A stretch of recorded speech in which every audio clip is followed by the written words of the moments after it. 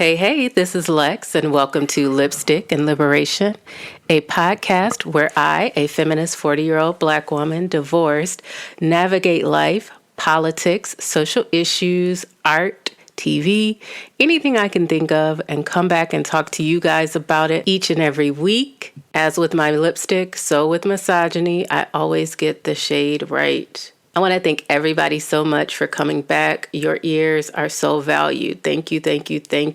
If you really enjoy what I do and you want to help me to keep this podcast stored, please consider subscribing. There is links available on all podcast platforms. You can also go to my Facebook page, Lipstick and Liberation. You can also write to me. There should be a link as well on your podcast provider. Anything you send in, I will be more than happy to talk about. If all you have to lend to me is your ears, a download, a moment of your time, a car ride, I'm very grateful for that. Thank you so much for coming back and listening. So this week, I want to talk more about some feminist characters who have made an impact in my life. Even when I was very, very young, I do think being exposed to feminist ideas as a woman at a young age is so important. And even though I wasn't ready to fully grasp and accept that I was a feminist until my mid-30s, I do know that these characters did shape my mindset at a very young age and make me feel empowered as a woman because they were doing things and saying things that were different from the women in my life. And I was traditionally mostly around, my family is Southern, mom's from Arkansas, dad's from Louisiana. Very more traditional Black women, went to college still, but got married, had children, that kind of thing. That was the goal. And my mom always told me, you always have your own money. They still had a lot of, common sense. Black women deal with a lot of things in society that white women do not, even though some of the lessons are transferred. So I can't say I was ever given a mindset that I must depend on a man as far as finances or anything that will resemble like what's passing for trad wife content on TikTok. But I would still say that my views and how I was raised about womanhood were very traditional in and of itself, even with those differences. So growing up, seeing characters like Maxine Shaw and Lisa Simpson were huge influences on me. And then later in life, when I finally got around to watching Sex and the City, the character Miranda Hobbes was the one I most related to overall. And it's her I want to start with because she's in a spinoff show right now. And so that's where I want to start off. And just like that, so many people are saying it's woke. That's the problem with it today. It's woke. What concerns me about that is I really feel like people are saying it has a lot of people of color in it because Sex and the City was always woke. Sex and the City had a storyline where Miranda was about to have an abortion, just because she didn't want to have a baby. They had homosexual characters in Sex and the City. There was Samantha, who was a woman who did not want to get married. She just wanted to enjoy life and explore her body and enjoy her body and enjoy men. And that was kind of woke for back then. So when people say that and just like that is woke, I don't understand why they have a problem with that because I feel like if you're a Sex and the City viewer, you should already be kind of woke in and of itself because you are watching four white women. You are watching four white women kind of live life on their own terms, even if it's very, very messy, but they're doing what they want to do. Only one of them is kind of traditional, and that's Charlotte. But yeah, you should be already on that train. It almost reeks of white feminism when people say that and just like that is woke. I can agree that some of the writing is not as good as Sex and the City. For sure, we can say things like that, but calling it woke because it has women of color in it, that is just letting me know you don't want to see stories that push women of color into them. And I just think that that's kind of ridiculous. If you just want to watch four white women, then Sex and the City is also always available on HBO Max. So go watch it. But the reason why I want to talk about Miranda is so many people have a problem with Miranda's sexuality now on the show. They say, oh, I wish she was straight again. First and foremost, I don't feel like Miranda was ever straight. I watched Sex and the City for the first time before And Just Like That premiered. I'd never seen it. I saw the movies with friends at the theater, so I was totally lost about all the dynamics and stuff. I kind of just went with it. But when I watched the show, the first time I watched it, I was like, oh, this girl does not like men. This lady does not like men. And when she ended up with Steve, he was like the worst guy that she could end up with, a high-powered career woman. And she ended up with a mooch who could not wipe between his behind cheeks. And I really felt like the writers punished her as a character for being a successful career woman. I really felt like she should have had that abortion. Like, I don't think she should have had Brady. And forcing her to marry Steve and passing up a person who was so perfect for her. And I know they wrote him that way just so she could pass him up to get with Steve. But it felt like punishment because Miranda was such a great feminist character. Like, that scene where she walked away from the girls because all they were talking about was men. I related to that so heavily these past couple of weeks in the Handmaid's Tale Facebook groups, where I'm sitting here and we are discussing this piece of literature, this piece of, a pop culture TV show about women being enslaved in this disgusting government. And all the women in there are talking about Nick. And I just was like, hello, why are we talking about men? You guys can't separate yourselves from men, even in a dystopian story about women being oppressed. I felt that. So I've always loved the Miranda character. She does have her problems and she's definitely bitchy, but we need bitchy women.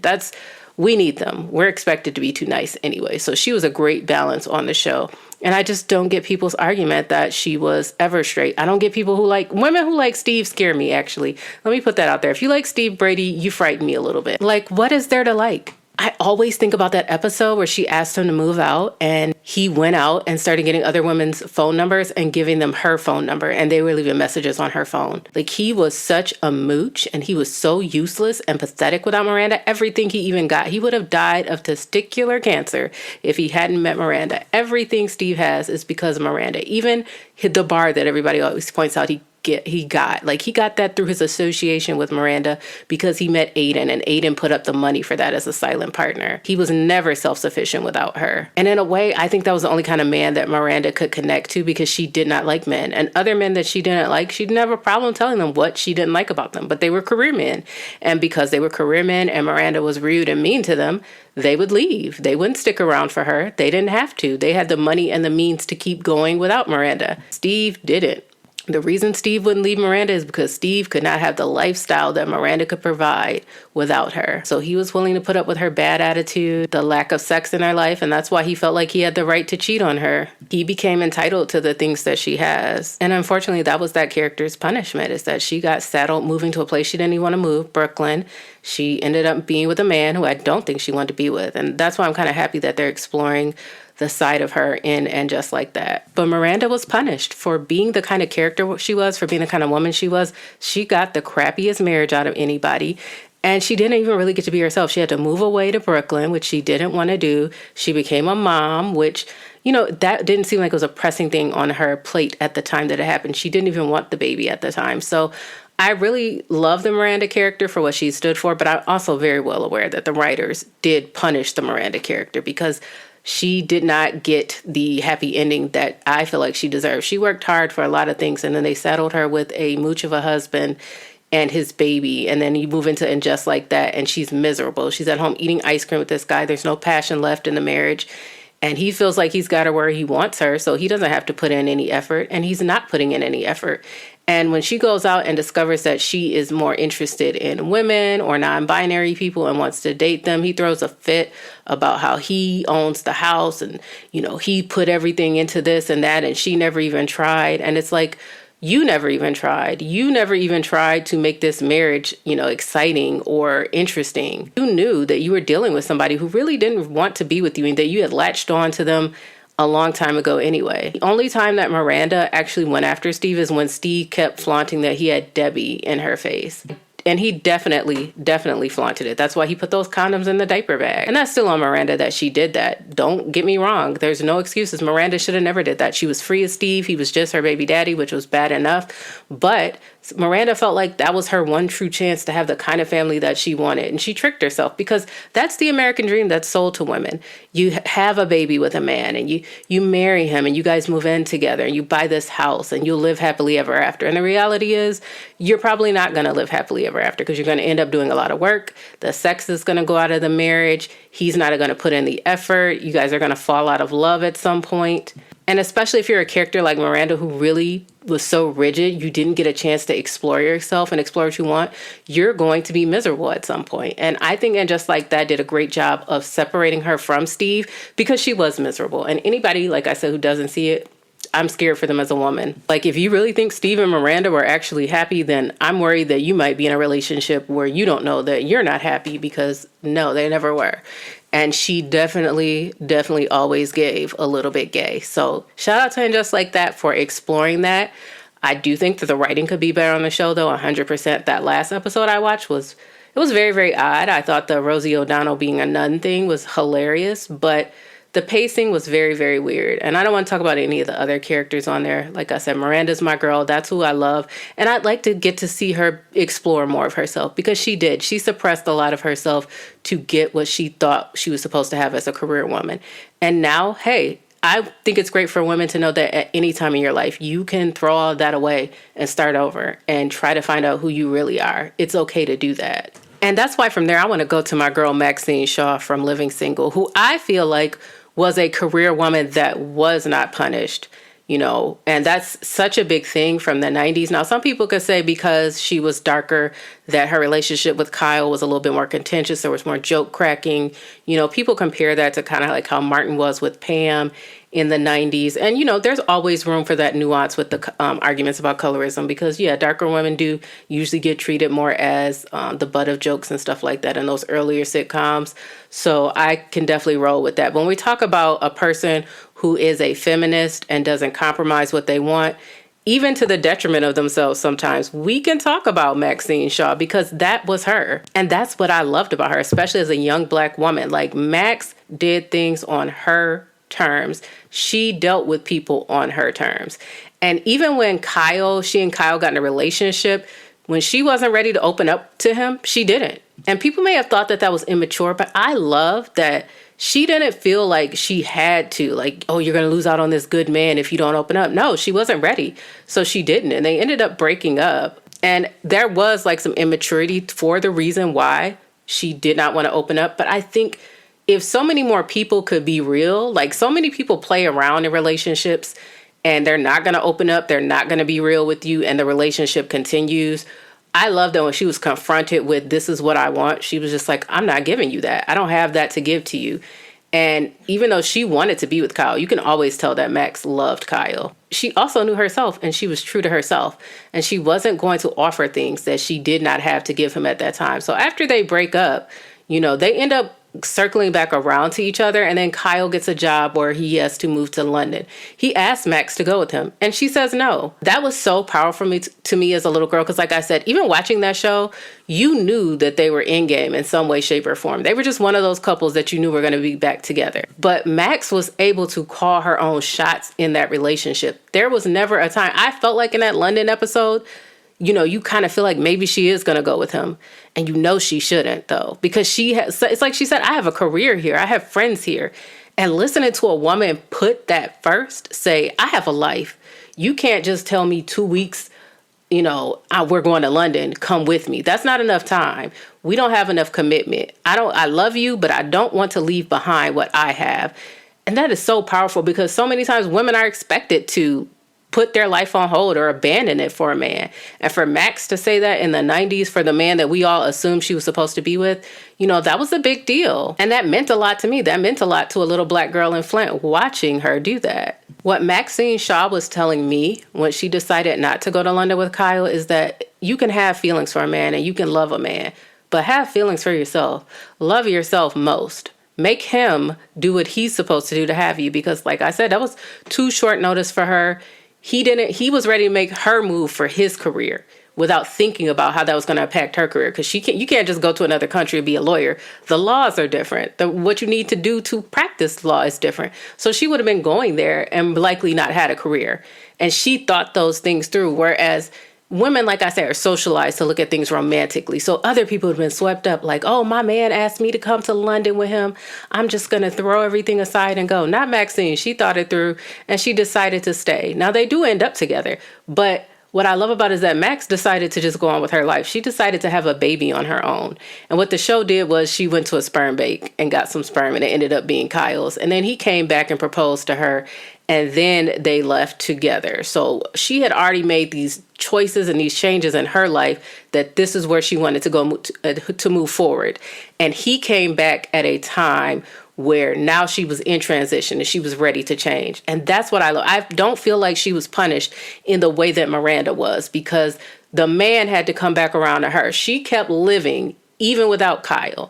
And that lesson is so important for women, because you need to know you don't need a man. If a man come back around and the time is right and you want to go ahead and make it happen, that's great. That's fine. That's good for you if it works on your terms. But if something doesn't work, it's okay to say no.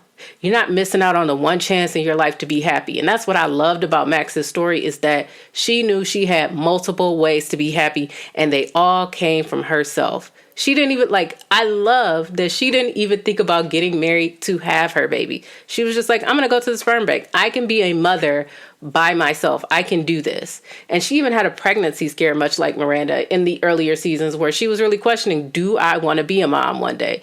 Do I want to do this? And later on, for her to make that decision so boldly that she decides to do it on her own, I love that character so much. I truly love that she was a career woman. She got to be who she wanted to be. She got to love men. And then she left men when it did not fit into her terms, when she wasn't ready to give the things that they wanted.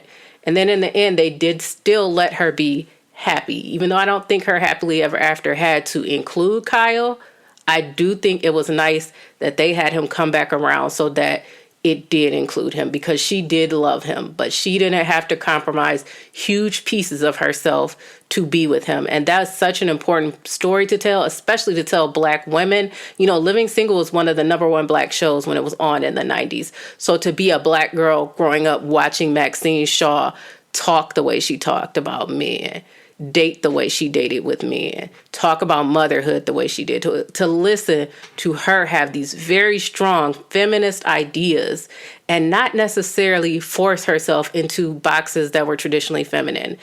I mean, she clashed with who would be considered the most feminine, quotation marks, characters on the show, right, Regine, very frequently, because they had different ideas about femininity. So I love that she got to be herself and she wasn't punished. And that meant a lot to me as a little Black girl growing up watching her.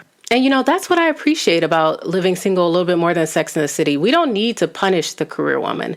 Well, she doesn't need to be humbled. She doesn't need to marry a lowly guy. Because that's another thing I'll say. Kyle was a very successful guy, too. He was a stockbroker, and he was one of the better to do in the group that they were in, the friend group. He was very knowledgeable about money and moving up in a firm. So very different than what Sex and the City stuck Miranda with. And I think it's so important for media, especially, like I said, Living Single was mostly a Black show, but a white show like Sex and the City, I think they need to do a better job of promoting the fact that career women don't need to be punished or humbled. They can have it all. Why are women supposed to be afraid of having it all? Men are allowed to fantasize, no matter what kind of job they have, no matter what they look like, that they can get married to a very hot wife, like the King of Queens fantasy. You're this dumpy white guy. You're going to get this really hot wife who's going to be down for you, no matter what station you're in life. But then the career woman like Miranda or Maxine Shaw, but thankfully, like I said, Living Single protected Max. But so we'll stick with Miranda, the career woman. She's got to settle for the guy that's not making as much money as her. Like, why can't she have it all? Why can't she be the career woman and have a super hot buff guy at home that bakes biscuits and cooks her breakfast on the way out the door shirtless?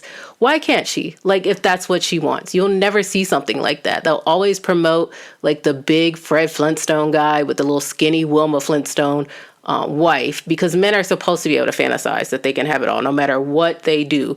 But women, if you're a career woman, you got to just go for whatever guy is interested in you, because you're going to scare or intimidate everybody else, because you don't deserve anybody, because you're not feminine. Hate that for them. So thank you again, Yvette Lee Bowser, Erica Alexander, because I listen to the Reliving Single podcast every week. You and Kim Coles just cracked me up so much. Thank you guys for that amazing TV show and that amazing example of Black feminism to a girl who's grown up in the 90s. I was born in 1984 and I grew up in the 90s. So seeing Maxine Shaw, like I said, was the foundation of my feminism. Even though I didn't embrace it till my mid-30s, seeing Maxine Shaw on TV, getting to have it all and be herself, was transformational. So I am grateful for that. The last topic I want to touch on before I get out of here, Marc Lamont Hill talking about restorative justice this week on the Joe Budden podcast. I really want people to think about restorative justice working for small petty crimes like theft, trespassing, etc., things like that. But something that we have to remember when we're talking about restorative justice, those things are not appropriate for abusers, people who rape people, people who SA people, in general, grope people, grab people, things like that. People who have pathological behaviors are not going to be they're not going to be rehabbed by telling them, hey, now you got to pay for therapy for this person that you hurt. Those people are going to continue to do that. And people like Diddy, because that's how this was brought up. It was like Kid Cudi and his car getting blown up. Is that something you call the police about? Because, somebody, I think it was a rapper, called him a snitch, which, he got subpoenaed. What is he going to do? That's a whole other side story.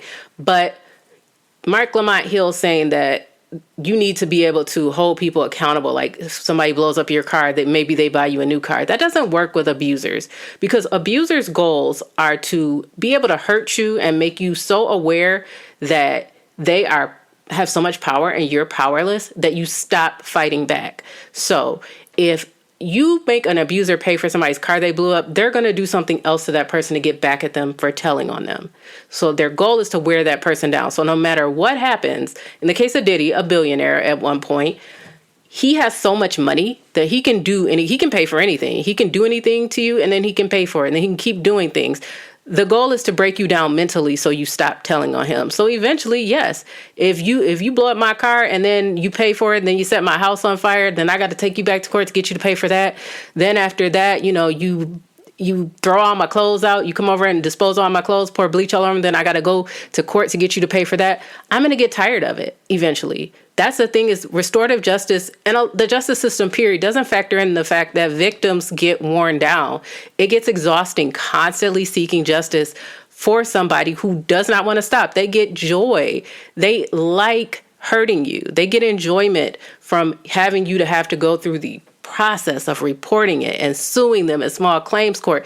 They know that those things are a lot of work. And so they just want to say, look, I know that the system isn't going to hold me accountable, because eventually you're going to get tired of me. Eventually you're going to get tired of fighting me. So I'm just going to keep doing things to you. And you're not going to rehab people like that. People like that need to be locked up.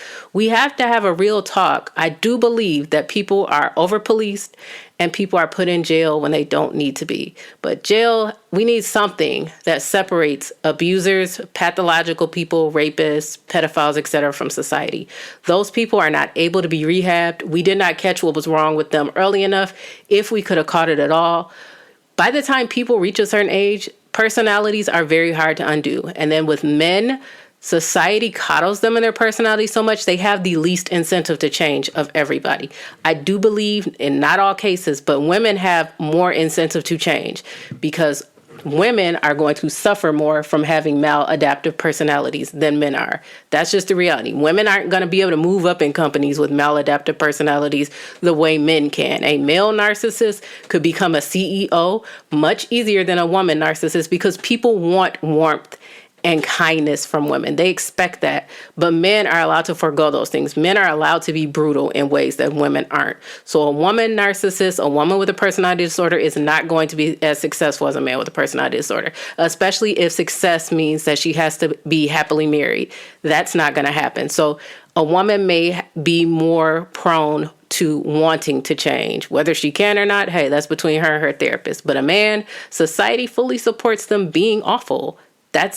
Being awful is how you get up in society as a man. Like Bill Maher was talking about this week on his show, and he was saying, with Cassie and people like that, we need to look at the fact that maybe people are responsible for their choices because they know that they're going to have to do X, Y, Z to get famous. Like at no time does he question, why does a person to get access to money and fame and power they weren't born with, why is potentially being abused even on the table? Why do people, men particularly with money and power, feel that they have the right to abuse? Nobody questions that. They just question the people who want some money and who want some power. Cassie must be the problem, because she saw Diddy, this powerful man, and she wanted some money for herself. She wanted some success for herself. So therefore, anything that he did to her, she must have known that she was getting herself into, which is goodness. Some of us get jobs and don't know what we're getting ourselves into, and we keep suffering through because we need our paychecks every day. So it's classic victim blaming, but it's another way that it shows that men see the world and see powerful men so differently because they want to be them, that they feel like if you want to get close to powerful men, you need to accept the fact that you're going to be abused, instead of saying, hey, powerful man, you can't abuse people. And if you do, then you have to pay them. You're going to get sued, or you're going to have to take care of whatever medical bills, etc. Like, that's bare minimum. Men don't want to think about it like that. They think about it as those men earned that money, however they earned it, and they can do whatever they want before they give it to you. And that's a sick way to think. And when you have a society that thinks like that, then no, restorative justice is not going to work. It wouldn't have worked if Diddy had just given Cassie that $30 million, because we see that he was still out here gaslighting her, talking to her on award shows, getting on social media, pretending like he had changed and gone to therapy. We see it with Tory Lanez with Megan Thee Stallion. He's in jail and he's constantly leaking new stuff to try to, well, it's not even new stuff, it's old stuff. He's constantly trying to keep the discussion going about whether or not she was shot, really. Like, that's what I mean when I say they won't stop. Even him being locked up, he is still trying to get to her, because he gets joy from that. He gets pleasure from the idea that he is hurting her. Even when he had gotten away with it before she even told on him, he would not leave her alone.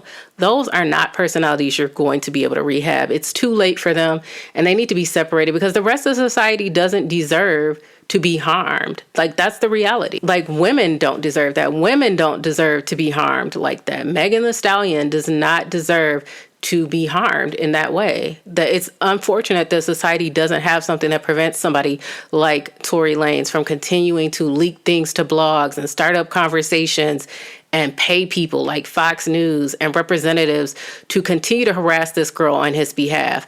That is what I'm talking about when I talk about abusers. They exploit systems. He is exploiting a system right now to keep a conversation going, to mess with her mental health, to punish her for him being in jail when it's all his fault he's in jail. Like I said, she didn't even tell on him.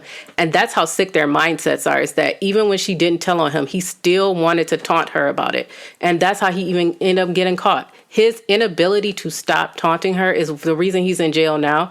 And he's going to keep taunting her from jail. And I fear for her when he gets out, because he's not going to stop. And until we start really understanding abuse dynamics in society and accepting that some men are just truly, truly sick and irredeemable, then we are not going to have better outcomes. We're not going to have healthier kids. We're not going to have healthier mothers. We're not going to have a healthier society, because we're letting sick men erode away at everything around them. And it's unfair. It's unfair to everybody. And we know it. And we're doing nothing about it.